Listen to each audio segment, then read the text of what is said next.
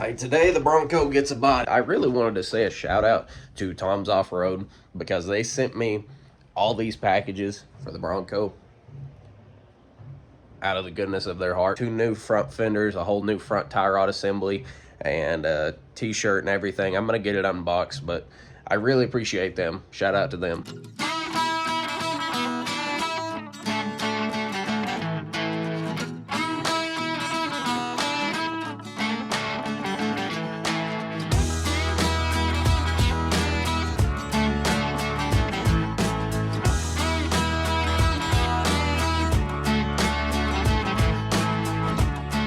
Well, Grover has a body for the first time in over a year, but I didn't get to record the actual setting down on it because we had to maneuver it around and keep it from crushing the fenders while it was coming down onto the frame and stuff. But now we got to line up our front fenders, core support, front, the hood, the doors, line up the tailgate. Yeah, we finally got a body on here after a year, which is fantastic. And we're pretty dang close to our spots. If you can see these body mounts under here, I don't have the lights turned on right now, but you can see the body mounts right there.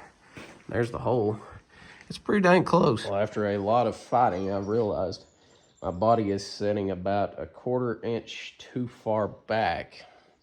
So therefore my body mount down here will not move far enough back for it to line up correctly in the middle of it. The body needs to slide forward so that that body mount will be centered. So I think I'm gonna have to take all these 4 back loose and try to get it to shift forward. So now the problem that we face is that bolt goes down through to that dude, but that won't stay in place because unlike on the middle one and the back one, that one doesn't lock into place. There's a little perch on each side of the frame on those others that locks it into place where it can't spin. But this one can spin freely. What I'm talking about with these Milwaukee little 1/2 inch drivers, they don't have enough ass to even tighten this bolt down up top. So I'm having to hold it down here and turn it by hand because it doesn't want to turn. Ow. Hopefully that was on camera. I just smacked my face.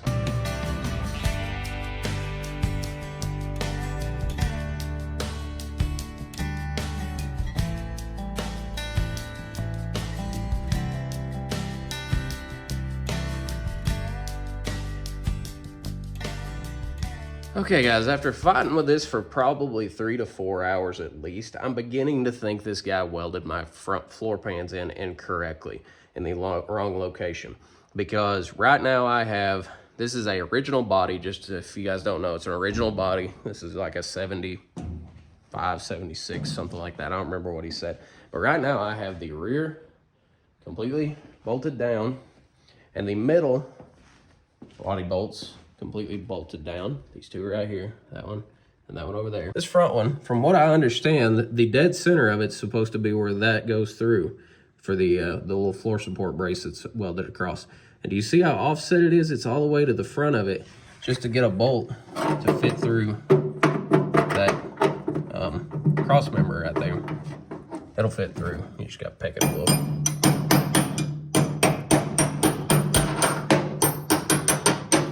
Fits through. Look how far forward it's setting.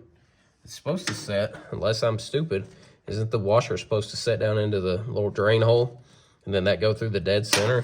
And see how far forward that one is? And if you come across the other side, I'll show you what it looks like. The other side is 1,000,000 times worse. 1,000,000 times more off. I don't think there's anything I can do about that except drill a new hole through here. Can you guys see how bad off that is? It's kind of hard to tell. Let's see if I can get this light to show correctly.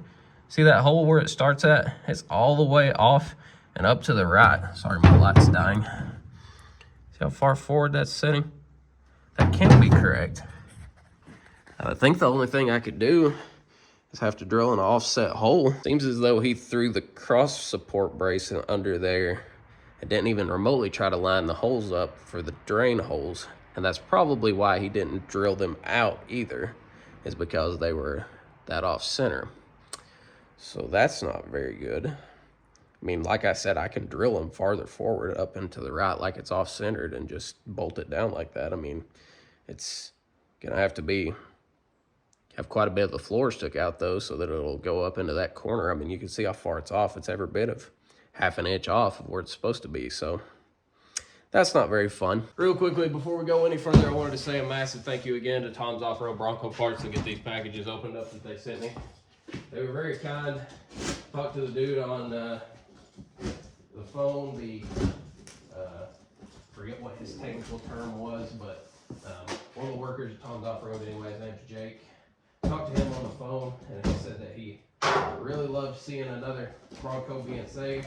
He loved seeing me doing the YouTube videos, and he said he'd be happy to send me out some parts to help me complete the build. So other than a few little things and probably a million bolts, this should get us done with everything. Didn't know I ordered a front tie rod assembly, or bought a tie rod assembly from a guy on Marketplace, and I didn't know at the time that drum brake axles and disc brake axles were different lengths.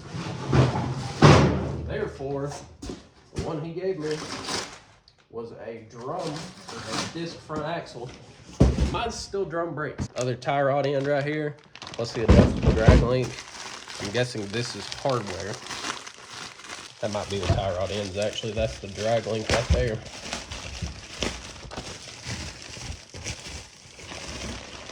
Yeah, that's the adjuster and the actual tie rod end. So we'll have fun putting that all together.